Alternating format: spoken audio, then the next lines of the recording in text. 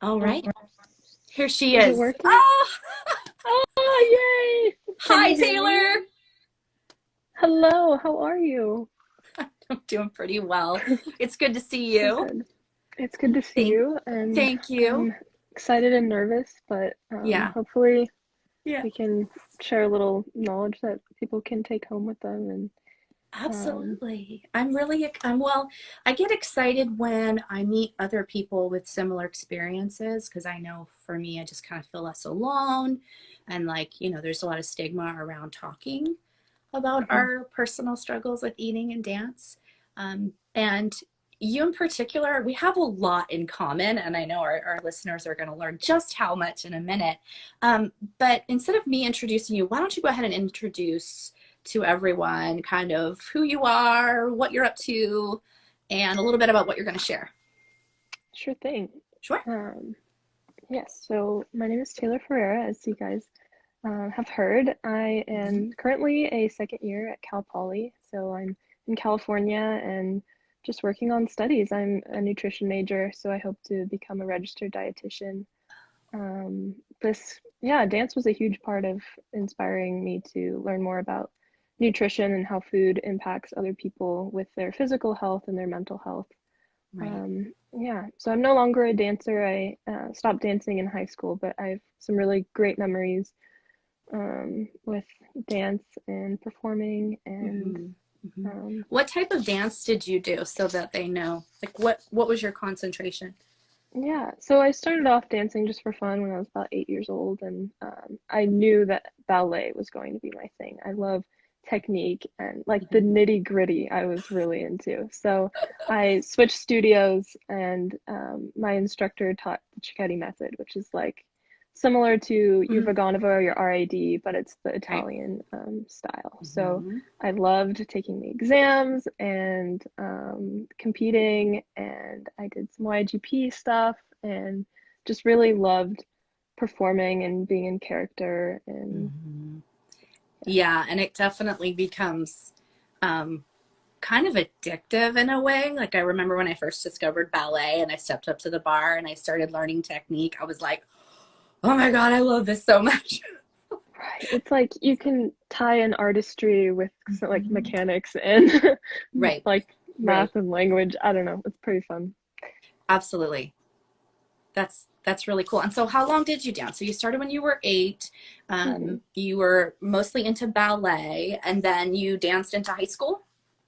Yes, so I we had a studio switch in high school. So one of my favorite dance teachers moved away and closed the studio. So we switched to a different ballet school in town, and I danced there for about a year and a half until halfway through my senior year. And then Mhm. I needed to make some money, and um, Money. Who needs I who needs money? No. We live in California. We need money. we need money for sure. Yeah, and I worked at a bakery for a while, which was fun. Definitely Cool. a switch from like exercising all the time to just making pastries, which it Food. was really fun. Right. Yeah. So you mentioned so you went to a lot of studios. Like you were able to dance. I know some people um, primarily just stay with one school or one studio. So you were able Mhm. to go to a whole bunch without too Somehow, much competition. yeah, I was never titled as like the studio hopper, which I know in a lot of studios that kind of compete with each other in Mm-hmm, towns, mm-hmm. it can be rough, but somehow I managed to not burn any bridges, and I made some really good connections in each studio that I danced at. Yeah, I really learned a lot from every single one. And I just knew that once I learned what I could there, and Mm-hmm. there was something else that I wanted, and that was the ballet. So Oh yeah. um, I eventually ended up uh, fully into ballet at the end, and it took a while to get there, but Yeah, I know it's a journey. It's absolutely a journey, especially in ballet and training. So, when did you first realize that you had an eating disorder? Or when did that surface yes. for you? So I kind of ignored it. I didn't really acknowledge it as an eating disorder until I really started studying about it in school. There are several reasons that I didn't really acknowledge it for what it was. So an epiphany moment for me was when I was reading a textbook for one of my general nutrition classes, and the term orthorexia came up, which, for those of you who don't know, it's similar to anorexia or bulimia, and it's a term that describes a certain type of eating disorder. But in this one, it's an obsession with clean eating. So this could include calorie restriction. It could include cutting out food groups. It's just any Mm-hmm. diet where you focus on, oh, this is a clean food and labeling things as good or bad. Mm-hmm. So that definitely was like, wow, that sounds like me. Was that normalized? Did you notice how that was normalized in the ballet world? In I that, think in well, everywhere it's normalized. mm-hmm. The diet industry, just our culture of what's considered healthy is this is a good food, this is a bad food. Your morality is based on the Mm-hmm. foods that you choose. So I got really into like reductionist nutrition when I was dancing, and that's breaking it down to like the micronutrients. And this is a good food because of what's in it, but all foods can fit into a healthy diet. Um, so that's one reason that our culture kind of advocates for this and tells people this is what you need to do for health. So that was one reason I didn't really consider it an eating disorder. I didn't Right, know because it how was so much of kind a of um, accepted, seemed to be normal and healthy. Did you see any, like, were any other dancers doing the same thing, or, mhm. yeah, Yeah, it's everywhere. I mean, I it's kind of like depression these days that just because everyone seems to have these struggles, it's so much more common. It doesn't make right, it right, any less important to acknowledge and to take mm-hmm. care of just because it's Absolutely, common, if that makes any sense. yeah, So, absolutely. So let me ask you something a little bit more personal. mhm, Um,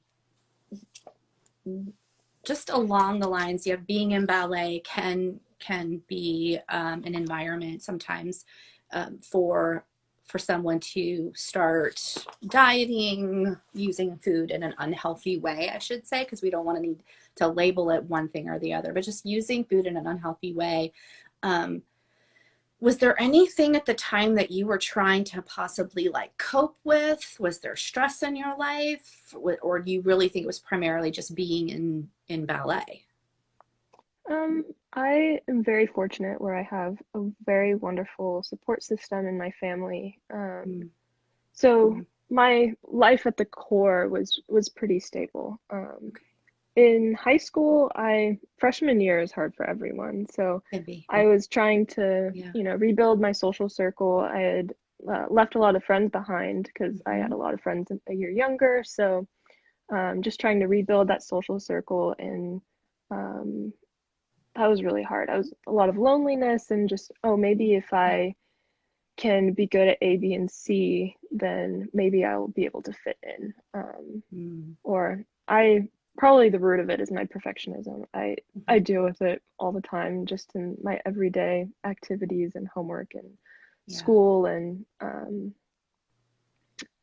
of course dance. It was here are my goals, and this is a sure, way that I can achieve this. sure. Yeah, and the um, the training and all of that, it sort of fuels the perfectionistic thinking. I can identify Right. with that because when I was training, I moved away from home at 14 to study pre-professional classical ballet in a very competitive environment. And I remember we were so goal oriented, and there really was such a thing as like, okay, you've done it perfectly. And I think maybe some of that came from the narrative from the teachers, or just kind of this internal, sometimes perfectionism is this internal voice that just tells you Mm-hmm. it's not good enough, it's not good enough. So yeah, the perfectionism can come from, yeah, from the outside, where people are like, no, you need to do it again, it's not good enough, pushing you to do more. Or that voice inside of us that's like, you failed if you don't do it again, or if you don't, 45 degrees isn't high enough today, it has to be 90, or else, the perfectionistic Right. brain. for sure. Also, comparison is always a huge factor. Did you find yourself doing that a lot when in on the dance floor or at the bar? Definitely not necessarily to the point where it was like envious or out of jealousy. I was just always comparing my body to others. I am a little on the shorter side. I've always had like a lot of bulky muscle and kind of like Mm-hmm. curvier. Mm-hmm. And so I knew that I did not fit the ideal body type for ballet. And Oh, so I tried to fight it. I sure. tried my hardest to change it, but looking back, I'm like, wow, I should have just told myself that I was beautiful because I was, and I could have been so much happier for so much longer if Looking I back, realized that. everything seems so clear. And Hmm. we can be really hard on ourselves. Sounds like the perfectionist is telling you, you know, you should have, you know, Yeah. well, you should have told yourself you were beautiful. Like, wow, that sounds like perfection. You Oh, it's should in have, everything. yeah. Like my perfectionism in my active part of recovery, which basically, if anyone doesn't know what active recovery means, it's the part where you relapse, get better. And it's just this part of it's messy. But yeah, the perfectionist is like, you can't even recover, right? And Yeah, I'm like, what? that makes no sense. Right. Like you can't do your ballet training right. I'm like, wait a second. Ballet training is messy and you fall down and you get back up and you fall down and you get back up. And that's, yeah, I can totally relate to that. It's a trap. Perfectionism, I heard somebody quote it, perfectionism is a slow death. Yeah, And I'm like, check for a pulse. right.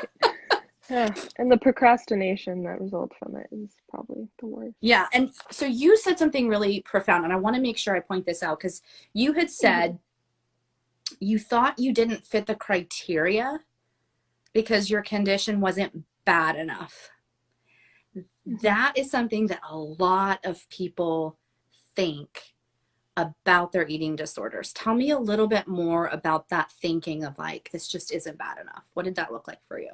Definitely. I was comparing it to several things, other dancers that I knew and their experience with eating disorders, also the education that you get in high school programs like health. Mm-hmm. The way that they frame eating disorders is they almost go for like a shock factor, Yeah. for Yeah. they try and like scare you out of like, oh, you don't want this because you end up looking like this picture, and they insert something frightening Horrific. and triggering. Horrific. And Yeah. Like um literally a skeleton. You're, yeah, which is, it can be very misleading. right. So looking at my own body, I'm like, oh, I look healthy. Like, even Mm-hmm. though there were some other physical things that were probably red flags, I thought, oh, like I look like a healthy person. I'm active. I eat Mm-hmm. really healthy. I thought my diet was, falling along the right lines. So I didn't think that it was bad enough Mm-hmm. to point out, to acknowledge. I always compare my pain to other people's pain. So No. in my No. eyes, my life is, oh, I have, a house, a roof over my head, food, I have a good family and a few friends. And, why should I complain about this one thing that's kind of an obstacle if Mm-hmm. Mm-hmm. other people are struggling so much more? Um, so I didn't want to validate whatever was going on, and so I would ignore it. Something I Mm-hmm. learned in my psychology class the other day was that if you ignore a thought, you're only going to be thinking about it more and more. It's Oh. just going to be going in the back of your head Mm-hmm. until you actually acknowledge it and face it and fix the problem. Right. So I thought that bottling up my issue was like a noble, selfless thing to Sure. do. Yeah. um, Let's I just would just bury it. be stoic, yeah, put my Mm-hmm. smile on, get back to work. I didn't want to Sure. burden everyone, didn't want Well, to be isn't that dramatic. sometimes what's conveyed in, where you're just kind of like pull up your bootstraps, pull it together, the I've got this, I'm going to put a smile on my face. A lot of Hmm. times rationalizing sounds like, oh, this could be worse. It's really not that bad. Um, Right.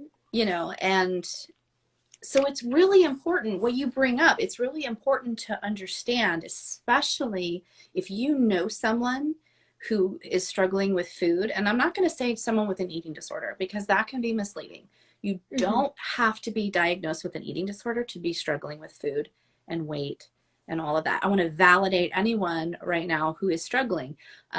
It's important to know that because sometimes the person who's struggling, like say, you know, whatever you were going through, Taylor, and the people that were around you, like just if they said, you know, hey, Taylor, I just want you to know I care about you, and whatever it is that's going on, I'm here, you know. Um, Mm-hmm. and your pain weighed the same to you as other people's weighs to them. So it's like your burden is just as heavy and mine is just as heavy for me. So everyone's journey is unique and similar. Mm-hmm.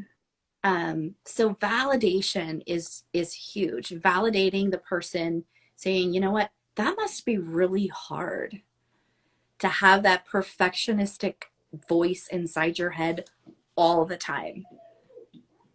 Um, not even, you know, not just for ballet dancers, any form of dance, any basically the human experience. It definitely impacts every area of our life. I also loved what you just brought up, Taylor, about the thoughts. I Mm-hmm. heard something once. It said when you bury it alive. Mm-hmm. That thought, that feeling, that experience, when you bury it alive. And I'm like, man, that's pretty intense. And it comes back in a number of ways. It doesn't go away until you call it for what it is. Yeah. Well, and sometimes, you know, my therapist, yeah, I love going to my therapist. She is awesome. She's teaching me that the feelings like are there and the thoughts are there. Maybe they want to show me something. Like, what are they? What is their purpose? Mm-hmm. And just like you said, taking a look at those is really, really important. So validating um, your experience, you were struggling, and that's enough to say, hey, I deserve some support. You don't have to Right. be, there's a huge myth out there about eating disorders, like you have to look like you have one. Have you Mm-hmm. ever heard that?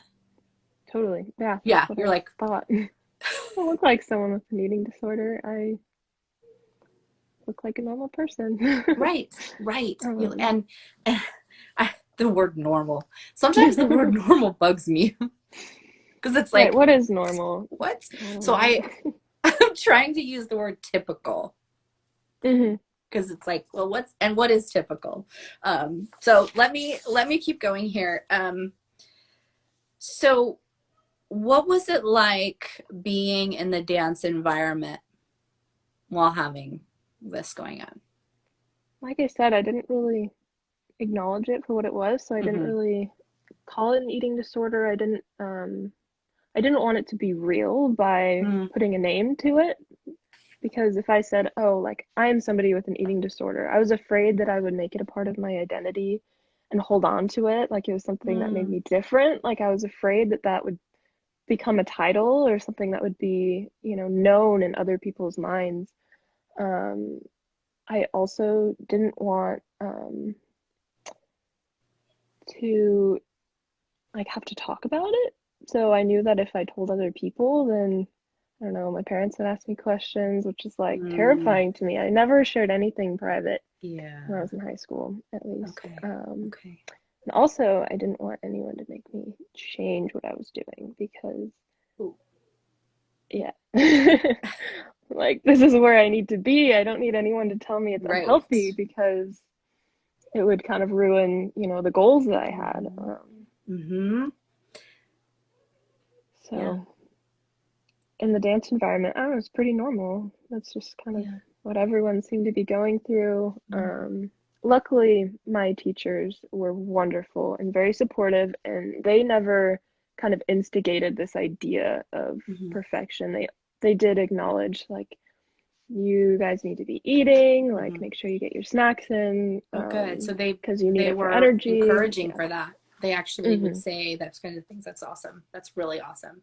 Yeah, I Did was that make? really And lucky. you said that makes the difference. That made a big I difference. I can't imagine being in like a toxic dance environment where teachers are telling you, oh, you need to do this or you won't get parts, or you need to do this or Mhm. you can't stay on the team, or I that would just make it so much worse. It Um, does. I yeah, well, you know. well, and I apologize. My light's kind of wiggling back and forth. So That's okay. I so might my need to light's charge going my like phone too. darker and lighter. So I apologize if people like think I'm in a twilight zone. Maybe I am. Maybe I am. No. Okay. You know, at my ballet school, I mean, this was a long time ago. You know, we're talking 1994. Um, and sure, there was the dancers who were counting calories and doing those types of things, but other than that, like there were no really conversations about it. Right. Um, we just went to dinner, went to lunch, and just it was just kind of, I guess I was really blessed because there was no weigh-ins or skin pinching or anything like that. Or maybe I just wasn't paying attention. I could have just not been, I don't know. I could have just gone right There's a over lot to my head. focus on. I was young. I was obsessed with like being the best. I really was. Like I just wanted to be the best that I could be, and I was very driven. So I kind of had those like filters on too, I think a Blinders, little bit. Yeah. for sure. Um so the environment has a huge impact on Hmm. how we see ourselves. Any environment, especially when you're going to spend so much time. We spend so much time in the studio. Hmm. How many The hours were you big, dancing a big week? mirrors. Big mirrors, huge Uh, mirrors. you have to look at yourself at all times. That was when I stopped dancing, that was like kind of a breath of fresh air just to be like, oh, I don't have to look at myself for Thank God. hours on end. It's kind of nice. I don't know, a little break from that can help. But let's see. I was dancing. It depends on what time of year because Oh, around Nutcracker season, you have like 8-hour rehearsals every Saturday. And Nutcracker season's ridiculous. Well, and then you got yeah, summer intensive training, and then you got summer intensive. So maybe it just kind of over. right. Summer intensives were so fun. I remember going through like 4 pairs of point shoes in 2 weeks. And oh, but yeah, it depended on the time of year, but sometimes it'd be like 3 hours after school, and um, Friday is like all night, all day Saturday. Did you ever find that your behaviors, like your eating behaviors and everything, were kind of causing physical symptoms for you? Like, did you ever have Hmm. um, fatigue and dizziness? Did you ever experience anything like that when you were dancing? Definitely. So like my arc of kind of my food journey, freshman year it was definitely like calorie restriction, and then I just couldn't sustain that. So during Sure. that time, is fatigue, irritability, pushing people away, um, and then I would get like faint spells in the mornings because I'm Oh, also terrible at drinking water. oh, Um, so I still can't drink enough, it seems. But yeah, migraines, I hypothalamic amenorrhea, which is like losing your period. oh. Okay. So Yeah. I didn't have a Yeah. period for like a few years, which is not good for health. So if No, you lose no. your period, please check that out. Talk to your doctors. Maybe think of eating more food. Yeah, because I didn't know what that was until, you know, learning about it in nutrition, and Sure. it affects your bone health and all of these different things. Hmm. Um, so even though my weight was technically in the healthy range, I learned something called set point weight theory, which is like your body has a certain weight or a certain fat percentage that is different than everyone else's that it should be at to be healthy. So for me, like my to be metabolically healthy and my metabolism, is at a speed where it digests food, I can feel full, I can feel hungry. Hmm. It's, higher than I wanted it to be when I was dancing. So I was trying to force my body into Hmm. just a weight that wasn't where it was supposed to be. So, Right.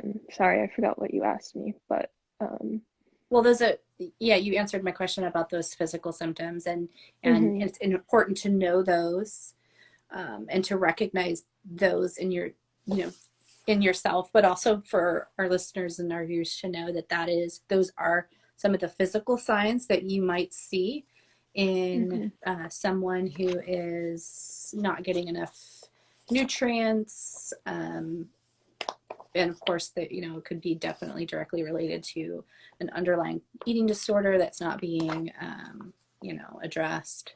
And so as we continue to learn how to bring it up, what are eating disorders, what do they look like, how do we bring it up to somebody, how do we ask, you know, and that's a conversation for another day.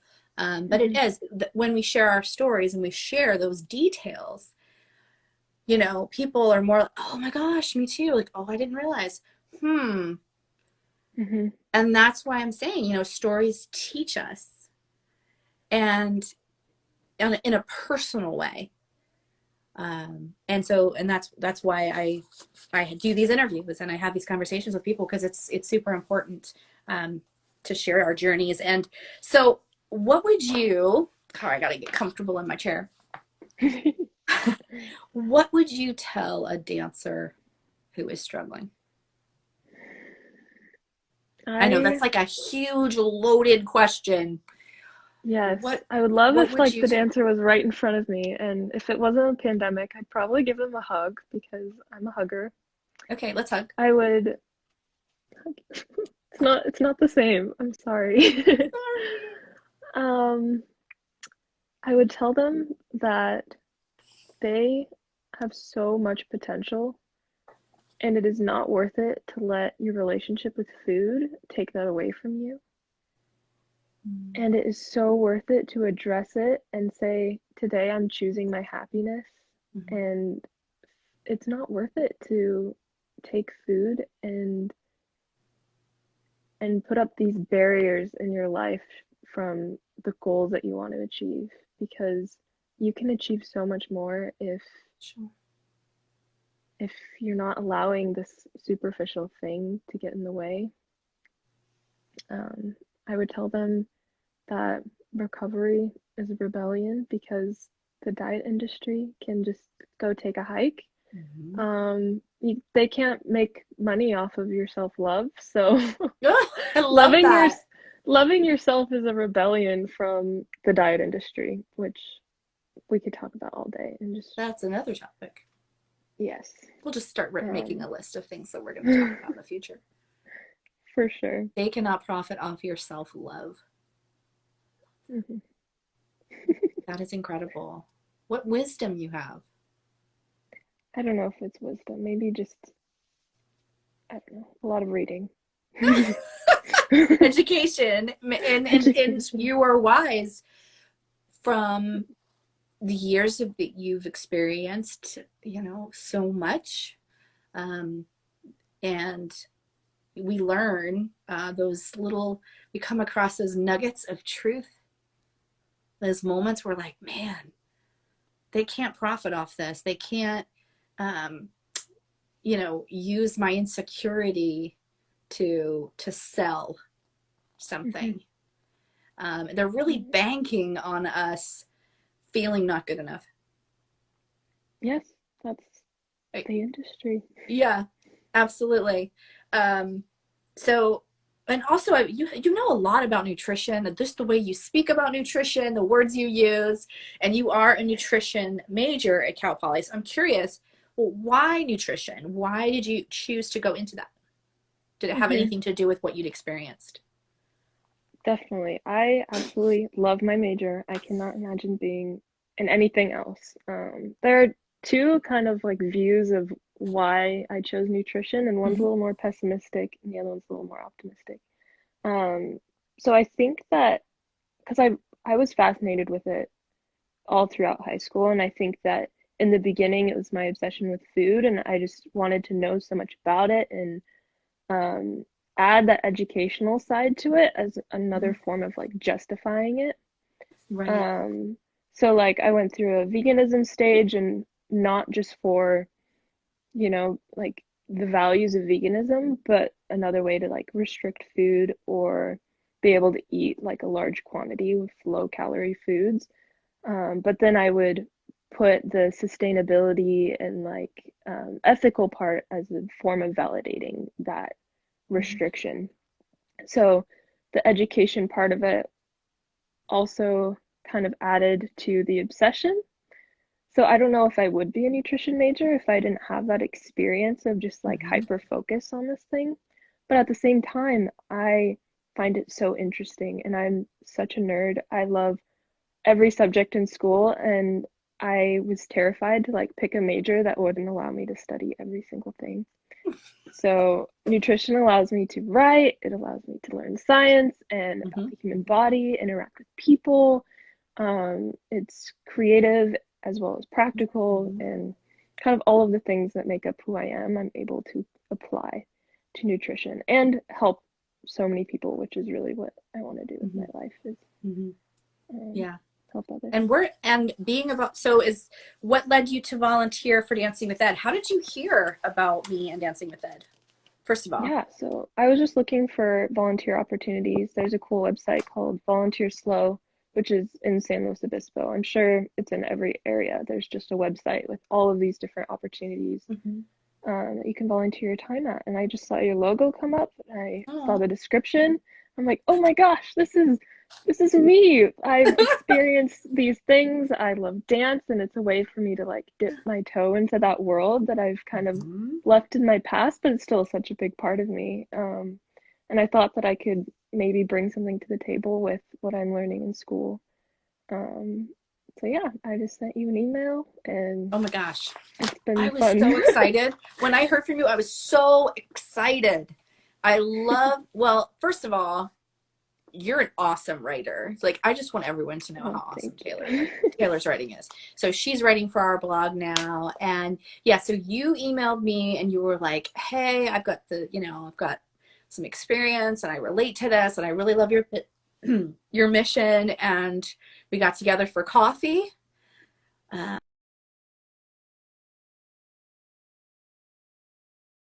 you were meant to be a part of this movement, this and Dancing with Ed, it's not just like a passion project of mine.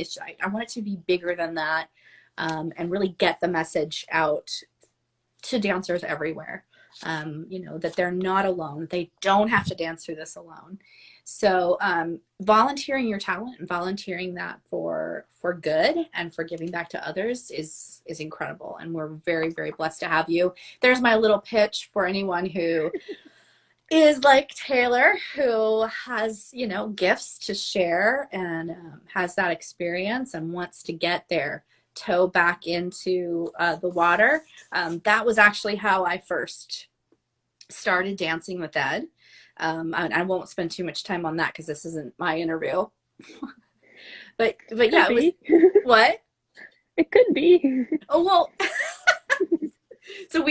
I wanted to bring dance back into my life, and I was also studying counseling, and I had all the mental health stuff that was going on, and I thought, man, we need to find a place for dance and eating disorder recovery to connect. Like, where is it?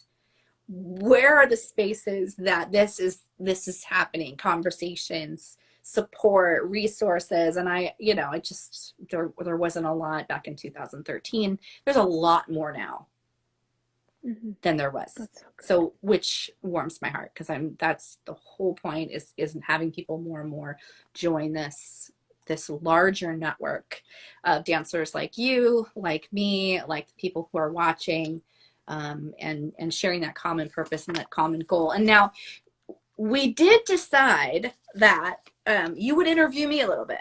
We did decide that, didn't we? Do we have enough time? I could just a few minutes.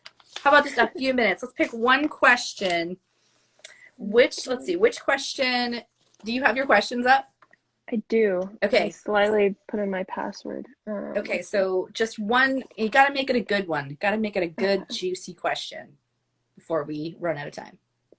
Okay. Okay.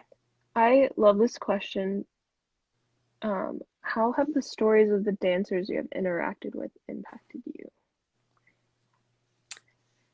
How have the stories of the dancers that I've interacted with, have they impacted me?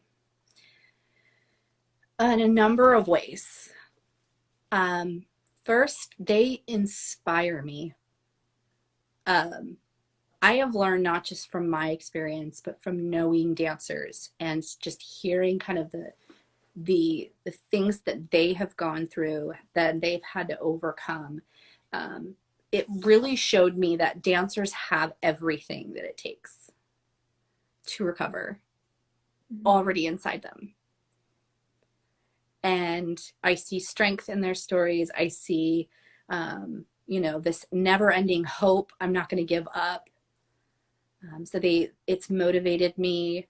Um, I think part of me, that little dancer that's still sort of inside, she feels less alone,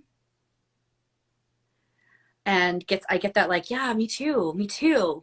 Like, oh my gosh, you did it, you felt that way too. Oh man, okay, this was something. For a really long time, I thought maybe I was just weak, or like not maybe just not tough enough to handle the competitive environment. I know my body absolutely just was not cut out for a professional ballet. Like, because the spinal injury happened at 17, my spine was already deteriorating because I had degenerative disc disease. So physically, I wasn't tough enough. Um, so when I hear of other dancers' journeys, I'm like, oh, it validates. And what we talked about earlier, it really validates. Um, and it gives me a sense of purpose. Mm-hmm. When we come back, and coming back to stories, I think all of our journey, each part happened for a reason, and there's purpose in our pain. There are purpose in those tears. There are purpose in those moments where we can harness that, and we can not only kind of change ourselves from the inside out, but use it to change our family, our culture, our community. Because I don't think that everything that I went through just happened for no reason at all. Mm-hmm. It was like, because I think I'll give Amy a really hard life just because, or I think Just for the fun of just because, for the it. fun of Mm-hmm. it. And so I know, like, you have a similar story to a lot of other dancers out there, and also some really unique things to you. Um, Thank you for sharing those. And you had mentioned earlier, not a long time ago. You mentioned earlier that back then you didn't like to talk about it. Mm-hmm. It's even hard right now. Like so many people in my life don't know that part of me, and Oops, it's almost like cat's out of a the little bag. cat's out of the bag. Yeah, but it's a little bit of like imposter effect, or like I don't want to seem like a poser, or people are like, "Oh, I knew you back then." Like you didn't have that, or tell me I don't. Nobody's gonna do that, but that's my irrational fear Sure, of sure. I don't know. But yeah, so now it's fun to kind of share. I can share anything these days. Just ask me. Well, how much time do you have now? Yes, fear is huge, especially with showing ourselves, Hmm. kind of taking off the mask. It's a big deal, So when I ask Sure. people to do these interviews, it's like I'm asked. It's a pretty big deal. um, and if someone, watching, or if someone who has a story and they want to be part of this, you know, they don't have to do a live interview like you chose to do. I love to take, written stories, poems. I have the Pointing to Recovery project where you can go onto our website and learn more about that. But to wrap up, I just want to say everyone's story matters. And I think that the more we share the more we get connected. And human connection is so important, especially right now, especially during this time of isolation. So if you have benefited at all from this time together, from this conversation, please share this. I'll be happy. I'll have it up on my feed. I'll put it on IGTV. Please share it, because I know that a lot of people might be able to relate to either some of what I said or some of what Taylor said. There's a really cool quote I want to leave you with, and it says, "Tell the story of the mountain you climbed. Your words could become a page in someone else's survival guide." And that is what Share My Story is all about. So thank you again, Taylor, for spending a few minutes with us. Thank you so much for everyone who has watched this first. Oh man, I didn't even have a chance to wave at you. I love to wave at every single person who comes in. Yeah. Okay. With that, I will say goodnight. I will talk to you soon. Taylor, everyone, thank you so much for tuning in, and I will talk to you soon as well. Bye. Bye.